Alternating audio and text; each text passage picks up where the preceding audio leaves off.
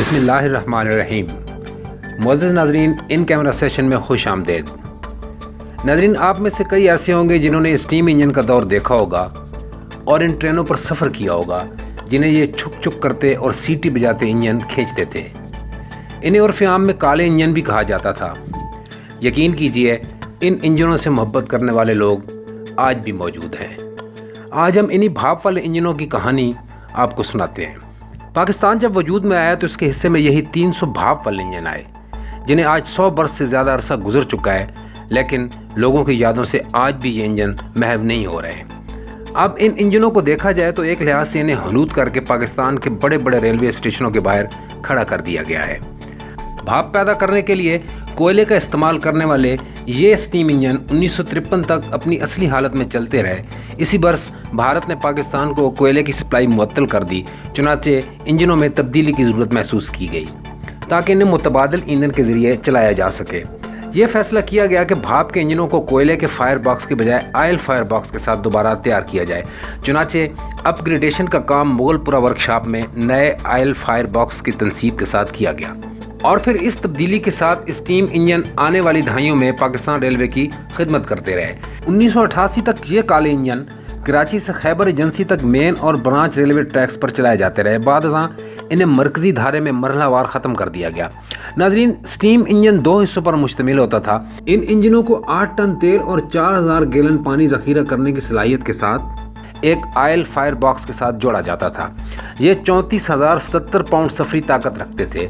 ان کے متبادل diesel engine آئے جو ہارس پاور سے پہچانے جاتے ہیں۔ ناظرین، یہ بھاپ سے چلنے والے انجن ولکن فاؤنڈری کی پیداوار تھے، جسے انگریز سرکار نے ریلوے ٹریک بچھانے کے کچھ عرصے بعد 1852 میں ہندوستان کے لیے 8 لوکوموٹیو اسٹیم انجن بنانے کا آرڈر دیا تھا، اور 1852 اور 1952 کے درمیان ولکن فاؤنڈری نے کل 2750 لوکوموٹیوز بنائے۔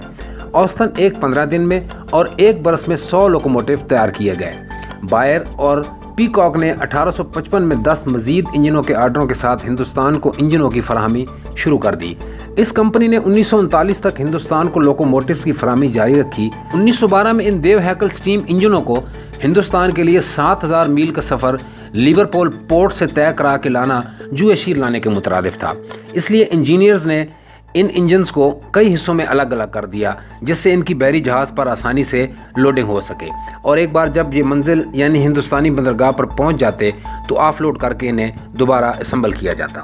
ناظرین، بظاہر تو اب ان بھاپ والے انجن یا کالے انجنوں کی کہانی ختم ہو چکی ہے، لیکن ٹھہریے، ایک ایسا پاکستانی اسٹیم انجن بھی ہے جس نے شاید تاریخ میں زندہ رہنا ہے۔ وہ اس طرح کے ایک اسٹیم انجن SPS 3157 تھا، بلکہ ابھی تک اپنی اصل حالت میں موجود ہے اور شاید کئی صدیاں اسی طرح رہے۔ یہ اس کی کہانی ہے۔ یہ کہانی اس وقت شروع ہوئی جب 70 کی دہائی میں British overseas railway historical society کو اپنی تعمیر کے بعد ایک ایسا پہلا پرانا انجن چاہیے تھا جو اپنی اصل حالت میں اب تک موجود ہو۔ یہ بات 31 مئی 1980 کی ہے، جب کافی تلاش کے بعد ڈاکٹر رچرڈ ہلز، جو کہ اس سوسائٹی کے ڈائریکٹر تھے، انہیں معلوم ہوا کہ ایک ایسا انجن پاکستان میں اب تک موجود ہے جو ان کے کرائیٹیریا پر پورا اترتا ہے۔ اس انجن نے اس وقت تک کل 24,50,476 کلومیٹر یعنی تقریباً 15,22,655 میل کا سفر طے کیا تھا۔ یہ نیتھنت ولسن اینڈ کمپنی کے 044 ٹینڈر لوکوموٹیوز میں سے ایک تھا جو ہندوستان کے شمال مغربی ریلوے ٹریک پر چلتا تھا۔ 31 مئی 1981 تک اس انجن کے حصول کے لیے سوسائٹی پاکستان حکومت سے بات چیت کرتی رہی، اور اسی روز حکومت نے یہ انجن عطیہ کرنے کا فیصلہ کر کے ڈاکٹر ہلز کو آگاہ کر دیا۔ اسے ولکن فاؤنڈری نے بنایا تھا۔ اب اسے پاکستان سے لانے کا مسئلہ تھا، کیونکہ اصل حالت میں مکمل انجن لانے کے لیے کوئی شپنگ کمپنی تیار نہ تھی۔ واحد جہاز جو ایسے انجن لانے کے مقصد کے لیے تیار کیا گیا تھا، جس میں لاک فٹنگ تھی جس کے ذریعے ایسے انجنوں کو قابو کر کے سمندر کے راستے لایا لے جاتا تھا، اسے بھی گفت و شنید میں تاخیر کی وجہ سے ناکارہ کر کے بند کر دیا گیا تھا۔ ادھر ڈاکٹر ہلز کو جلدی اس وجہ سے تھی کہ وہاں اس حوالے سے جو تقریب منعقد ہونی تھی اس میں رائل فیملی سے وقت لے لیا گیا تھا۔ सूरत हाल काफ़ी नाजुक थी और डॉक्टर हिल्स बेबस हो चुके थे।